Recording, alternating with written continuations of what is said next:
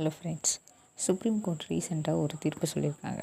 அதாவது ஒரு anticipatory fail ஒரு ப்ரைவேட் கம்ப்ளைண்ட்டில் யூஸ் பண்ண முடியுமா அப்படின்னா இந்த இடத்துல ஒரு கண்டிஷனோடு சொல்லியிருக்காங்க.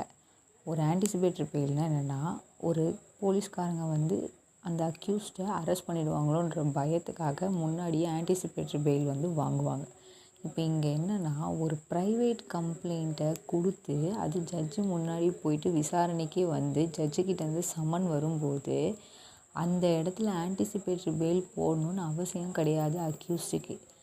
ஏன்னா அது நான் பெயிலபிள் வாரண்ட் கேஸாக இருந்து சம்மன் அனுப்பியிருந்தாங்கன்னா மட்டும்தான் காவல்துறையினர் அவங்கள கைது செய்கிறதுக்கு அந்த இடத்துல அதிகாரம் இருக்குது. ப்ரைவேட் கம்ப்ளைண்ட்டில் காவல்துறையினர் தலையிட வேணாம். அது நான் பெயிலபிள் வாரண்ட்டாக இல்லாத போது வெறும் அக்யூஸ்டை ஆஜராக சொன்னால் போதுமே தவிர ஆன்டிசிபேட்டரி பெயில் எடுக்கணுமானா தேவையில்லை அப்படின்றத தான் இங்கே சொல்லியிருக்காங்க. தேங்க்யூ.